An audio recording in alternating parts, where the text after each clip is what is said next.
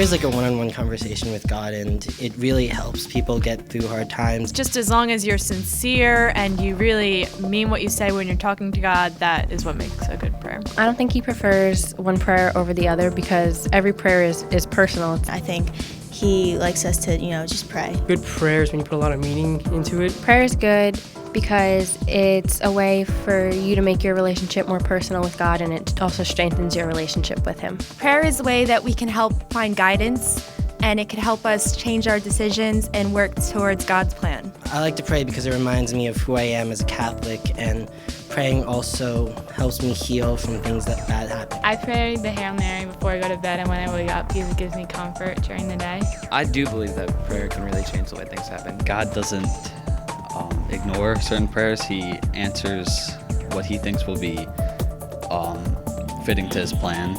I think that God has 3 answers when you pray something. I think the first answer is, yes, I will do what you ask. No, that's not the right thing for you right now, and you have to wait a while until I can say yes. God answers prayer in his own way, but I don't think it changes what's happening, but I think it can help someone get through what they're going through. At some point when we were younger, you probably heard prayers like the Our Father, the Hail Mary, and a bedtime prayer. Yeah, like the Now I Lay Me Down to Sleep, I pray the Lord my soul to keep. Our faith has many great prayers like these, but we're not only limited to these prayers. There are lots of different prayers and ways to pray to help us get in touch with and keep in touch with God. We should never underestimate the power of prayer. That's right, Charles. And that's what we'll be talking about today. What good is prayer? Hi everyone, I'm Carolee. And I'm Charles. And this is Real Faith TV. First, we'd like to thank the students of St. John Vianney High School in Holmdel, New Jersey for helping us open the show today. And for explaining their experience with prayer and what it means to them. 2 of the St. John Vianney students, Gerard and Nicole, will be back during the show as our wildcard guests. But first, let's meet our spotlight guest, Rich Bossler, a Catholic father, business owner, author, coach, speaker, and administrator of the Faith Formation Program at his parish, which is also my parish, Holy Eucharist and Tabernacle. Shout out. Oh, so I guess you know Rich then. Yeah, I know him pretty close. He's one of our good friends. We hang out all the time. He's a really nice guy. Oh, that's nice. Rich also recently published 2 books about raising his 9 children with his wife, and then as a single father when his wife passed away. Next, he will share with us what prayer is and the different ways we are called to prayer. I pray all the time. No, really I do, because I think that it's really a way of life, One of the things I do in the morning is a prayer called the Examen. And the Examen is a look back on your day before. It starts with gratitude. What are you grateful for the day? And then how are you drawn close to God? And then how are you taken away from God? And then pray what you need for today, So when I do that in the morning, I journal it. And so it becomes a really intense prayer session for me. But most of the time, it's going to be just as I'm going through my day. When life gets as hectic as it sometimes gets, you have to keep your connection to God. So that's the main reason I pray. And there's always things that I need, not from a material standpoint, but just spiritually. If I need encouragement or something like that, then those are the things that I pray for. People always need things that they don't want to pray for themselves. So I think it's good that we pray for other people just because of the fact that we're helping them along their journey. And there's all different kinds of ways you can do that. There's apps now on the phones that you can use to pray, keep track of all your prayer requests and things of that nature, and those I do use a lot too. But yeah, I think it's important when you're in a relationship with people and you have friends and everything else. I think it's really important that you pray for them, and not to just say, "Oh, I'll be praying for you," because that's something that people do all the time. But really set aside some time in the morning to really do that. I don't think that there's one way that's better to pray. I mean, and I guess that's really an opinion, but I think people have different ways that they like to pray and things that work for them. It's a connection to God. It's an open connection, and I don't think that he judges that prayer. Sometimes for me, it's just like, Jesus, help me, or Jesus, I trust in you, or Lord, you got to help me out of this situation. So it doesn't have to be something that's really formal, so to speak. But it's more of just a conversation. Staying open to God and bringing God into everything. Knowing Mr. Vossler personally, it's really cool. Considering I also did the interview, so I got to know his story a little bit more. He's such an inspiration to me because he's gone through so much, and having 9 kids and raising them all on his own, and the majority of them are girls too. So like him being able to raise them, and like they're great people, like it really inspires me that he can pray like through all of that, and to like that his relationship is so much stronger, and I really look up to that. I also really liked how he said prayer to God, it's not like a formal kind of thing. It comes down to each person and how they do it and their connection with God. And I liked how he said that. Well, let's see if and how our studio guests pray. Okay, they are Greta, Caroline, Janellis, Ariana, Jess, and Mike. So do you guys pray? And when you do, is there a certain kind of method that you do? I pray before a test, because like, you know, you want to do good, and like if you didn't study the night before, it's like, okay, God help me. Like, but yeah, other than that, like, I guess I should pray more. I'm totally guilty of the whole pray before a test thing. Like when you need him, like I do that a lot, but as much as I hate to admit it. But I think also like just being in church is a form of prayer, or doing volunteer work or anything along those lines. Like you fulfilling somebody else's prayer is fulfilling like your prayers to God. Well, I also think that praying apart from just needing, when you're in need of something, I think that's pretty important too. And if I realized or seen something that I think maybe it's God's doing, I would pray. I would show a little gratitude and thank him for what he did. I agree with you. I do that a lot. I really feel like when I pray and actually sit down for the time, I usually just pray to God saying, you know, thank you for today, thank you for something that's happened, or just thank you for like more abstract things, like thank you for letting me be strong throughout this period of time. I don't really pray, but I try to pray. I mostly pray when I'm like at church or with my parents, usually when it's mandatory, but I want to pray more, but I just don't, so. In his first letter to the Thessalonians, St. Paul tells us to pray without ceasing. Creating what the Catechism of the Catholic Church describes a vital and personal relationship with the living and true God. Prayer is vital enough that we need to make time for it every day. And while there are different types of prayer and different ways to pray, it is our most direct relationship with God. Every specific form of prayer serves to bring us closer to God. A prayer of thanksgiving can help us to communicate our gratitude for the blessings God has given us. A commonly used prayer is grace before meals. Other prayers can be as profound as falling to our knees, crying out, asking God to just help us get through. And as our wildcard guest, Nicola, can attest, a prayer to help a loved one through a difficulty can be a blessing for both the person it is intended for, as well as the saying the prayer. Let's hear her story now. When I was about in 7th grade, my mom contracted breast cancer, and throughout the entire thing, I was praying to God, you know, praying that she would become healed and that she wouldn't have cancer anymore. And a year later, she did get healed, and it brought me very close to God, much closer than I was before. And that helped me to become closer to God and pray when my grandmother also got cancer 5 times. And at the 6th time she got it, she did not make it, and she died a few months ago. But because I had that connection with God when my mom got breast cancer, I was able to get through it even though my grandma was gone, and I was able to spend a lot more time with her and bond with her in her last days. How has prayer helped you to grow with your relationship with God? I've been able to trust him more, and just telling him anything I need to get off my chest that I don't feel I could tell people. Yeah, I would agree. I enjoy prayer because it gives me an opportunity to talk to God, and I think that he's listening and he can respond. I was never really like a big like prayer person, just because I always thought it was very like awkward.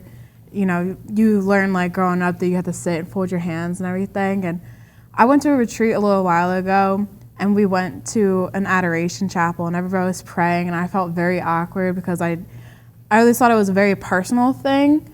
And a girl had come over to me and sat down next to me and asked if she could pray with me. And I'd never really sat down and prayed with somebody, like praying together. And she sat down and we were praying, and she looked over to me and she just said, you know, I have this overwhelming feeling in my heart that I should tell you that, like, you've gone through a lot, but it's okay. Like, he's always been there for you, and he understands and knows what was going on. And ever since that moment, that really hit me like, wow, like somebody's really there. Like, I haven't sat down on my knees and folded my hands and actually prayed to him in such a long time, but he was always there with me. And that really hit me that, like, you don't always have to pray formally, and he's always there and he's always listening. Going off what you said about the formal prayer, I see God as kind of a diary almost, because you're just giving him things that you want to talk about that maybe you're afraid somebody's going to find if you actually write it down in a real diary.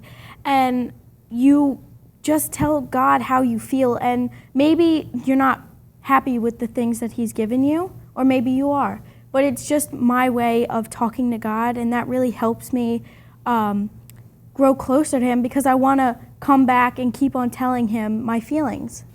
Jesus told us, "Ask and you shall receive. Seek and you will find. Knock and the door will be open to you." Sometimes God will surprise us with a completely unexpected blessing. Other times, when we want something, we need to ask him for it. We shouldn't be afraid to ask God for big things, for miracles even. It shows him that you trust him and that you believe how powerful he is. However, we can't let ourselves become disappointed when miracles don't happen when we want them or need them to. For our spotlight guest, Mr. Vossler, losing his wife to cancer was beyond devastating. It was only through prayer that he was able to express the deep sadness and anger he felt towards God. Let's hear from him now. I'm a single dad of 9 kids, and I lost my wife to cancer about 9 years ago. And so a lot of my prayer journey began then. I remember specifically a time in my early days of grief. I was unpacking her stuff, you know, because she passed away. We moved to New Jersey into a new house, and so I had a whole bunch of boxes, and I was going through all her boxes. And it was like a profound experience, because all of a sudden you're missing the love of your life, yet you find something in a box that totally reminds you of her. I remember doing that for several nights in a row, and I just got to a point where I couldn't do it anymore. And I just paused, and I just looked up at God, and I said, "Lord," I said, "you've taken everything from me, and now all I have is you." That point in my life was the time that I really began my journey of prayer. My prayers were really angry prayers, because I wasn't happy in the situation, of course, but I was driving home from work, and a song came on the radio. It was a song that talked about, somebody leaving. The guy was like, "Every time I look at your photograph, I get all upset," this, that, and the other thing. And that's what I was going through. And I just started screaming at God. I mean, literally screaming at him as I'm driving down the road. And I screamed and screamed and screamed at the top of my lungs. I didn't realize that it was going to feel so good to do that, but it was very releasing for me. I think he wants your full emotion. He wants exactly what you can give him. And at that point, that's all I could give him. And I pulled over and I put the car in park, and I literally just collapsed and wept. I was empty. I had nothing left, you know. I had the kids and all that kind of stuff, but I really had nothing, I thought. In the process of doing that, I realized that I had everything, because I had God. And I decided to put him first in my life. And that completely changed everything. It changed everything. I think when you make that decision, then he just gives all kinds of opportunities for you to see him. Yeah, letting go and letting God is really, really something that I've been challenged with. Being a single dad with all these kids, I can't be with them in all areas of their lives, at least not like a mother could. I turned my family over to the Blessed Mother. That's a form of letting go, putting my family into the trust of her and into the trust of God, because I can't be there, and it's difficult. And you know, when my oldest daughter started doing things on her own, kind of breaking away. It was very difficult, really, really difficult. My son Matthew's in the military. He's in the Navy, and that's been an exercise in letting go as well, because I don't know what he's doing, and he's not assigned anywhere yet, but he'll be assigned this summer to somewhere, and these are all things that you have no control over. So even though you want that control, and we want to hold on to that, and we want to be able to direct things in our lives, sometimes you just have to learn to let it go. How has prayer helped you guys overcome a difficulty or challenge? Well, I remember when my family was having problems with my grandparents, I went to pray to God, but I just talked to him, and I wasn't asking for him to resolve the problem or anything. I was just looking for comfort. I think that's sometimes all you need, like someone to talk to. He's like a friend, and praying helps you nurture that relationship. I feel like a lot of times people think that when you're in a time of need, you have to pray for, like, if you're thirsty, you're praying for water. You're praying for something, like, specific. But a lot of the times, when I was going through a hard time, I prayed for him to just show me the right way. Like, show me where should I go? What should I be doing? Instead of, like, a specific item or a specific action or something like that. And it also gives you an opportunity to, take the path that he's showing you. I know that one obvious challenge is here on Real Faith TV, especially personally for me last year. That was a big challenge for me, being a studio guest, because I would always get nervous about what to say and everything. I actually had to write everything down, all my responses. And when it comes to this year, me being a host for the first time, it's a challenge, obviously, but I always have God in the back of my mind, and I'm always setting prayers to give me strength, to help me get through this, because the point of Real Faith TV is to connect to you guys, which is exactly what we're trying to do here. So I always have that prayer in the back of my mind. And that's what we're talking about today on Real Faith TV, that prayer not only connects us with God, but with each other. I remember going into 3rd grade, my grandmother passed away, and I was really close to her.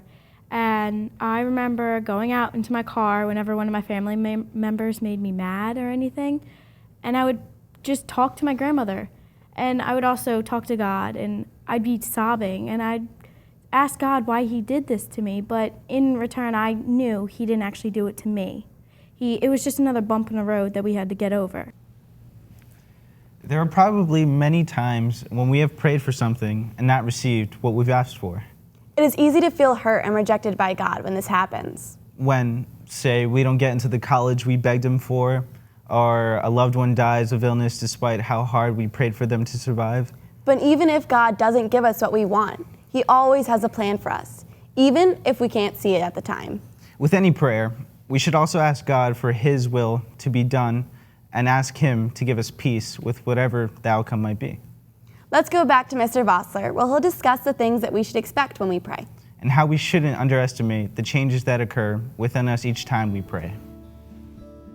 Well, a lot of times we'll pray for things and we'll expect an answer of what we want. Usually it's how we want it to play out is the answer that we're looking for. But a lot of times it doesn't play out that way. It plays out completely different. If there's anything to expect, I think the thing that we should expect is just an interior change, for getting closer to God. Prayer has changed me unbelievably. I used to have a temper. I used to get, angry easily. I used to look for revenge. I'm not saying that that stuff never happens, but the frequency of how that happens now is little to none. And I really believe that that's because of the way I've learned to pray and my connection to God and being able to bring him into the situation. I think a lot of times the things that we get angry about and all the negative things that affect us is because we're battling against that control. We're battling against, I want to control this, I want to control that. And as you learn to trust God, then you're not struggling so much with that whole letting go. And, the peace that comes with that settles on you and settles on your situations, and you change. You absolutely change inside. I think when prayers aren't answered the way we wanted them to be, we have to pray for understanding, because there is an answer. And so we have to look at that answer and realize, what does this really mean, or why didn't I get the answer? But the other times you just have to accept it. I mean, when Joanne died, obviously I had to accept that, but it was in that accepting of it that I realized that she was healed. I've had some profound experiences in prayer during Mass at the Eucharist. One time I remember it was like it overwhelmed me all of a sudden that this was actually the body of Jesus. It was the actual body of Christ. I was standing there with it in my hands, and I could not believe that I was even worthy enough to be able to receive that, and it so overwhelmed me to the point of tears that I felt like I'm just not worthy to be standing here. Do you guys think God answers all of our prayers, even in moments of doubt or when we feel like he's not even listening? I think that he does answer all of our prayers, but very rarely does he answer them the way that we want him to. If God answered all of our prayers the way that we wanted them to, I would be on a very fancy yacht right now, sunning myself. He has directed me and answered some prayers with a yes, answered some prayers with a no, and some with a not yet, or just trust me on this one. That's like in Bruce Almighty. You know how he's like emailing the prayers? He's like, you're not gonna like the answer sometimes, but he does hear you. He does listen to you. Like, just because it's not the answer you want doesn't mean that you gotta stop praying or like he doesn't exist. People like think like once you pray, like it's gonna happen in the next like 10 minutes. Especially if you're like, God, I want a yacht. You know, I'm a teenager and I don't have anywhere to put it, but I want one. Yeah, prayer isn't about like testing our faith, like you said. Like you can't expect like you wish for a puppy and like bippity boppity boo, there's your puppy. Like God doesn't work like that. Like he's not our fairy godmother. Like he answers them the way that he thinks is the best way. And it's not about a test of faith, you know? Yeah. People don't really pray for like Thanksgiving. We usually pray when we want something or we need something. And I think that that's like the prayer that everybody kind of forgets about unless you're sitting in church and everybody's like, well, pray and say thanks to God. And then you're like, oh gosh, like I haven't said anything lately, but you know, life's going really well, but I'm not thanking the one that's giving me all these good opportunities in life right now. Or even more frequently when people pray, like they usually pray when something's bad. I mean, we're all guilty of it. I've done it. Like that. Like the thing is, when you pray when something's good, like just thank you for letting me wake up this morning. Thank you for letting me have food. Like there are so many people who don't have those opportunities, and I think it's really important that we're grateful for that. Next, let's go to Gerard, another wild card guest from St. John Vianney High School, who will share a personal story of how prayer helped him cope with the tragic loss of a friend. Let's hear him now. I had this one friend. Her name was Grace. I've known her since the first day of school. She was on my bus, and because of our last names, she always sat in front of me in all of my classes. She was funny, she was always really happy, and she really got me into volunteering, and she really helped me a lot. And then when you got to high school, she decided to go to a different high school than me, and I really haven't talked to her since then. And then one day, my little brother tells me that Grace killed herself, and she was gone. And I really didn't know how to react.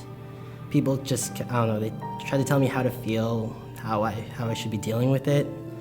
And that honestly never really worked for me. I didn't know how to deal with it. One night I just dropped everything and I just like sat by my window and I just prayed. I just tried to get close to Grace, close to everything that she told me, everything that we did together.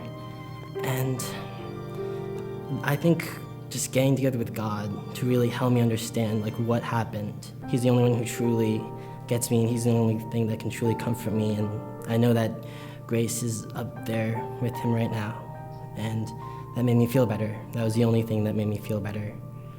Prayer really didn't change anything. Grace is still gone, and I don't know, I'm still feeling I still really miss her. But what it did change, it changed the way that I feel right now. I can move on.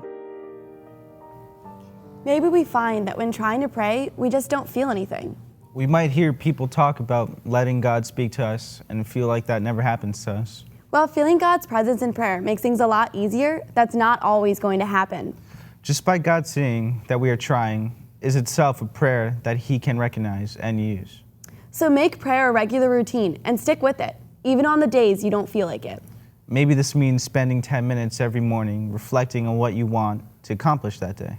Or saying a decade of the rosary before you go to sleep, trying extra hard to meditate on the mystery. Finally, our spotlight guest, Rich, shares with us some advice on being strong in our prayer life. And how we can use both formal and informal prayers to connect with God and seek His presence.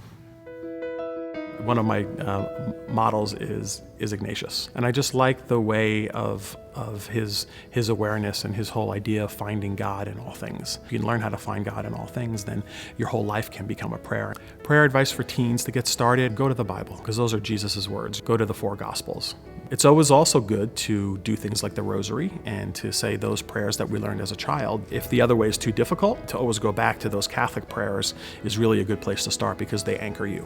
Remember, it's a conversation. It's a conversation with a friend. Help me, Lord, help me out of the situation. If you're going into a tough situation at school or a party or something, and there's girls that don't like you or guys that don't like you or whatever, Lord, please help me get through this. Be with me at this party. It's just simple things like that. He hears that. God is love. God is positive. God is, so anytime that you can open up that connection and pray, I think that whenever you bring that into the situation, you're bringing God into the situation. God speaks in the silence.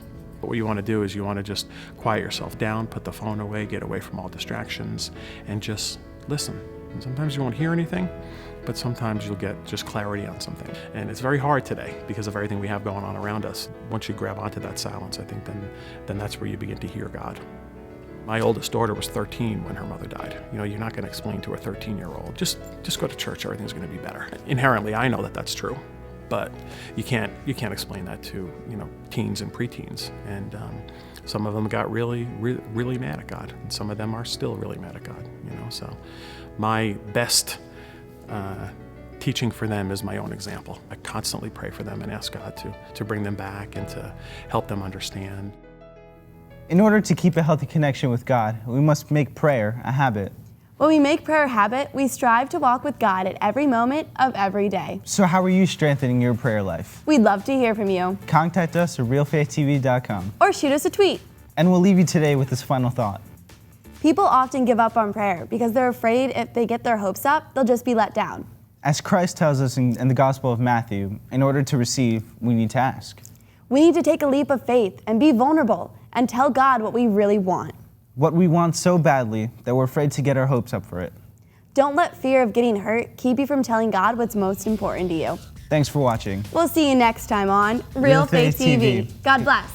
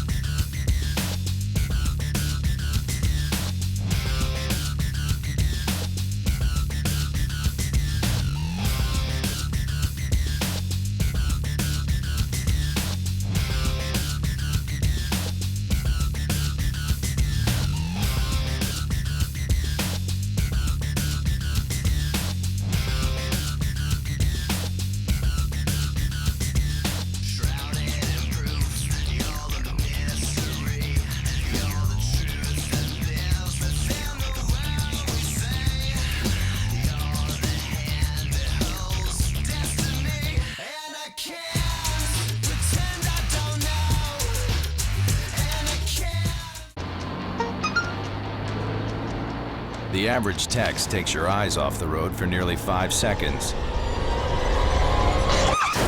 Stop the texts. Stop the wrecks. Visit us at stoptextstoprex.org.